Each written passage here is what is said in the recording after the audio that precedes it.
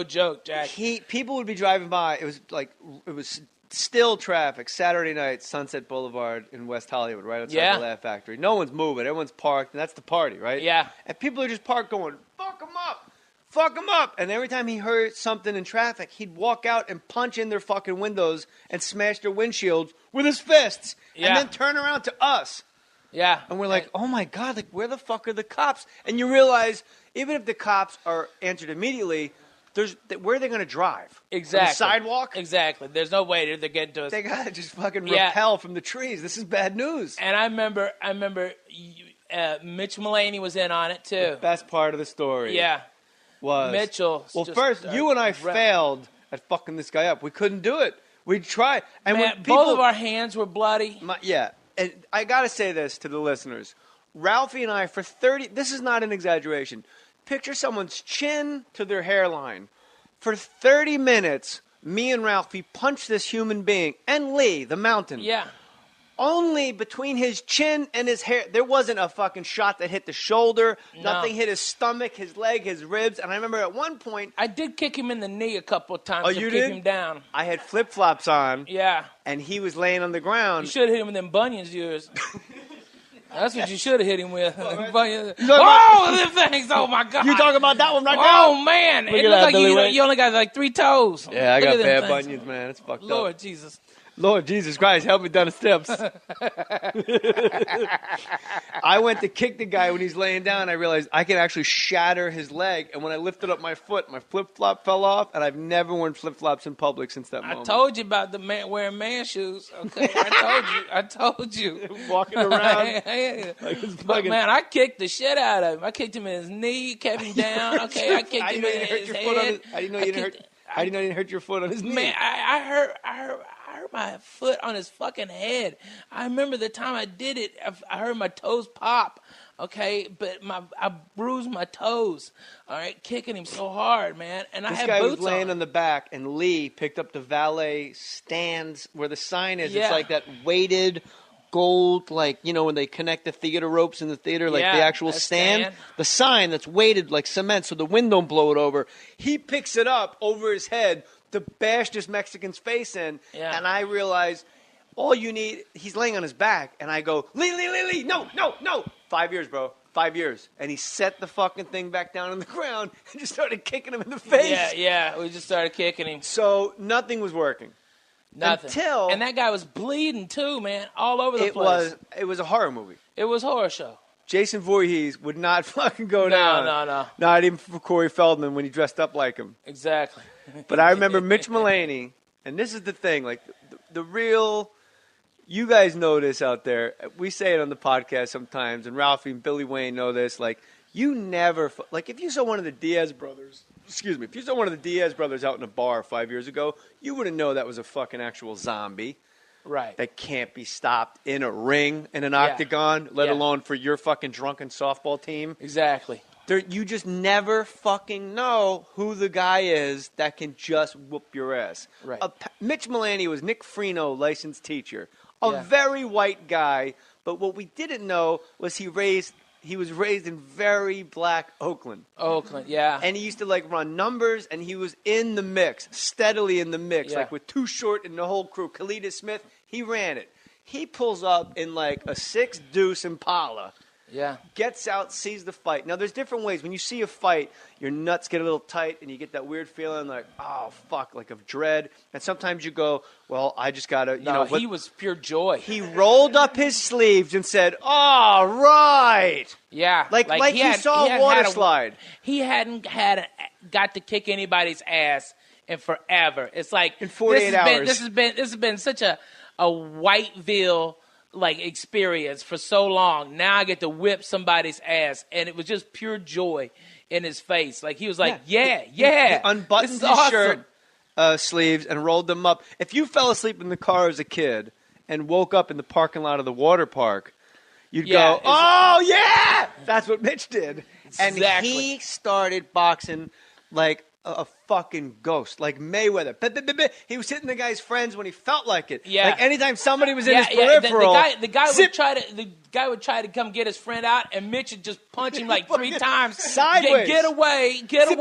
We're still punching him. Yeah, and like shoe shining, like working the body. Exactly. And you're watching it like almost in slow-mo because we're so tired at this point. Man, we're tripping balls. Man, I was winded for like the next day, dude. I was winded, Jack.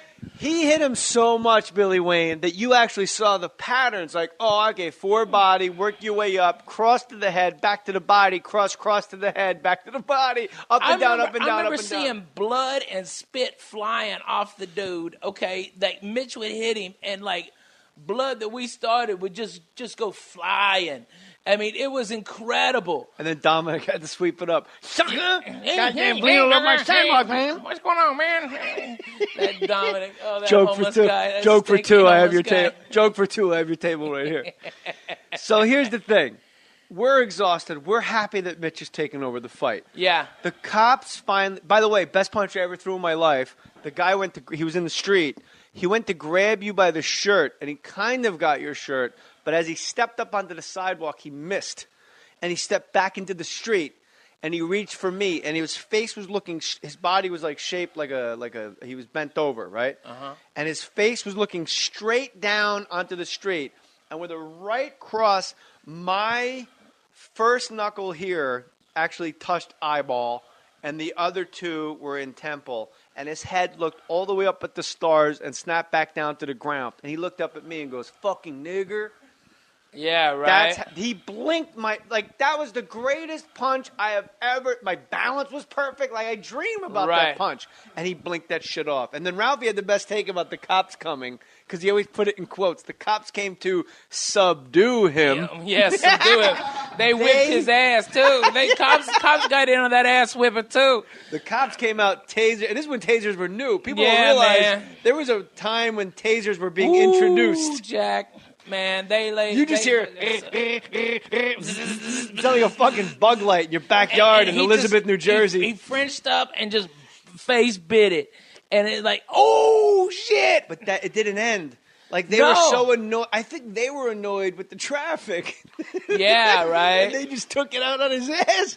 Like, man, you know how long it took us to go 8 blocks? Stay down, mother. And they were just fucking hoofing him with the side of the clubs. Yeah, they beat the fuck out of him, man. That was LAPD. Damn. Man. Do you remember what they said? They parked up the street from the Laugh Factory behind Greenblatt's out of sight. And then we were all just sitting there going like, and then I realized, where the fuck's my dog? Yeah. I just forgot I owned the dog. The dog's in the Laugh Factory at a fucking table like she's watching a show. Yeah. She's in Shirley was in there. Somebody had given her water. They were like, she had 2 waitresses petting her. She's watching Bob Marley. Yeah. Who put that goddamn pork in the beans? Shirley's in there watching watching Dane. Sweater, Jesus. Shirley's watching Dane. There's a hammer. Hey, man. And he's in that showroom. The Rottweiler is literally in the showroom, sitting down next to that booth where Jamie would sit. Yeah. By the light. And I'm like, oh, my God. Okay, good. And they're like, wait, Shirley's right here. Like, and the waitresses are like, this is great. Having a dog in the showroom is good for morale. Bring her back. And I'm all freaked out because we just punched a guy for 30 minutes and it didn't matter. Did not matter. The cops say, hey, we need you guys to come around the corner to identify him. And Ralphie and I both go, nah, that's okay. Yeah. It's him. Just take our word for it. And they go, well, for our report, we need you to say, that's him. We were so afraid of this guy that we were afraid to see him handcuffed in a car because we thought he was going to come through the fucking windshield. Man, it's like, do we have to beat him more? I mean, no, yeah. I mean, and I don't think you went. No. I tell you what, I am not walking my big ass all the way over there again. Yeah, they parked. Is he bloody? Is he bloody Mexican? That's the one. Okay, that's the bloody Mexican. Does his head look like a head with the shape of my foot? Dude, we put so many lumps on that guy's head. Do you remember how his head fucking looked like? I'll tell you like exactly how man? it looked because I've never used this expression before in my life, but it's exact. I walk up the street to look at this cat. He's unconscious and he's cuffed in the police car in the back. But I still don't get too close Because I think it's like Friday the 13th. It's like Mike Myers, bro, in a William Shatner mask. He's coming at me. Yeah. It looked like he put his face. When you buy that brick of fireworks, right, and you light, all summer long, you just throw the firecrackers because they're fun, and then every once in a while you go, fuck it, let's light the whole brick at once.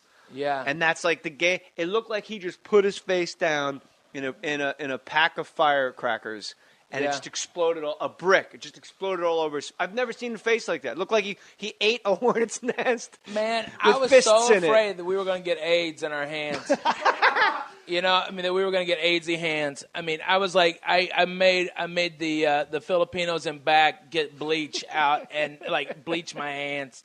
Oh my God, because Filipinos are really known for straightening out AIDS. They really do. They never get it. They never get the HIV. That's one thing about the Philippines. They really don't. No they don't get the. You never hear about them. You know why? Because they pour bleach on their hands. They have sex with whoever they want. No condom, ass, mouth, vagine. Whatever. They got it covered. Little bleach on the hands. Bleach on the hands. Bleach on the hands. But I thought that's where we were going to get the HIV. And, man, I tell you, that was crazy, JJ.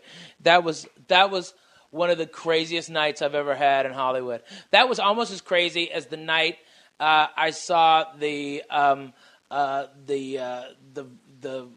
transvestite hooker blowing the midget on Santa Monica by that Yukon gold place, okay, on the newspaper box. Okay. Time out. Okay, you didn't know? I didn't tell you that. No, you said it like that was like when Joe Namath guaranteed the Super Bowl. Like you just said that shit like it was lore. Like everyone knew it. That story. Man, that was like when Babe Ruth called his own shot. That was like when the transvestite blew the midget on the newspaper stand. Yeah, Doug Stanhope and I were sitting across the on a bus stop bench drinking beer that we got at 7-Eleven, and we saw a transvestite hooker pick up a midget, sat him on a newspaper box, and suck his dick. Okay. And that midget's name was Brad Williams. That'd be awesome, man. Good for Brad. Yeah, no shit. No shit. Good for him anytime, man. And what, so you saw the whole pickup, like the midget was out trolling? Yeah. And saw it happen. Saw the whole thing go down. How long does it take a midget to nut? About 4 minutes. 4 minutes, about 2 beers worth. I was just going to say how many. About 2 beers. God damn it. That fucking motherfucker. I was exactly going to go, is that 1 beer or is that 2 beers? That's 2 beers. That's a beer every 2 minutes. That's that's power drinking. Well, when you're watching a fucking midget getting blown by a transvestite, you have to drink fast so people think you're waiting in line. You know? I mean, like, what the fuck? You're like, you can't oh, man, be waiting for it's that. a good thing we bought extra. I didn't know this was going to break out. Exactly. And you're across the street, and what do? You cheer him on, but you hear the guy, that midget, that squeal midgets have. It's awesome, man. Ralphie May Hilarities in Cleveland, July 26th. Go see him, and also go see him at the Yacht Club in Newport, Rhode Island, July 29th. My favorite pimp story of all time. Pimp your dog, not pimp the transvestite. Not the pimp of the transvestite that blew a midget on a newspaper box. Wait, did she pick him up and sit him down? Yes, that was awesome. Did him, them. So it's like, I'll suck your dick, but you got to get up. She get a booster seat for a blowjob. Exactly. And it just says the Examiner under his ass. I didn't see it when it said. It's funny. The Herald. You're going to Cleveland. The plane dealer. His little midget pants roll down to his shins. And as he's getting blown, it says the Cleveland. They're not even pants, they're shorts. Right. The Cleveland plane dealer. And then it says that's what I liked about that story was if you look inside the Cleveland plane dealer newspaper box, it says Ralphie May Hilarities, July 26th. Exactly. Nice put in there. Love that. So your dog Pimp. Yes. You used to smoke copious amounts of pot. Tons. You actually were one of the first guys I knew that introduced See, this is how I looked at it. When I hit like my mid-30s, I'm not trying any new ways to get high. Like when somebody goes, "Hey, I got a vaporizer." Like, no, I'm okay. I'm good. Like, I don't know where a bowl and a joint became like, yeah, that's kind of fucked up, man. That whole joint thing. We're gonna bring cookies to the weed. Yeah, we're gonna bring cookies to the Dodger game with a vaporizer and Listerine breath strips and Tic Tacs, but it's all pot. Yeah. Ralphie was the first guy I ever met that was like, hey, man, we were on a plane together, and you were like, hey, man, you want one of these? There you go. Look at this handsome Samson. Oh, look at that baby. Oh, my wife and Ralphie together again. Sweet Meredith Daniel. Billy Wayne Davis, meet your maker right there. That baby will choke you out faster than a Harbor Heights Mexican Mafia. Oh, man. Hello. Hi, baby doll. This sweet guy. How are you? I'm good now. Yeah. I was trying to get out and heard laughter, trying to get to you. Oh, wow, look at all those bottles. Man, he's an alcoholic for the milk. Littlest drunk. Borracho mejor. We're Similac, Ralphie. Wow. He's powerless over Similac gets you Similac. high. He's sky flying. First step, he admits he's powerless. First step is a baby. My flip-flop fell off, and I've never worn flip-flops in public since that moment. I told you about the man wearing man shoes. Okay, I told you. Walking around. But man, I kicked the shit out of him. I kicked him in his knee, kept him down. Okay, I kicked him in his head. How do you know you didn't hurt your foot on his knee? Man, I hurt my foot on his fucking head. I remember the time I did it.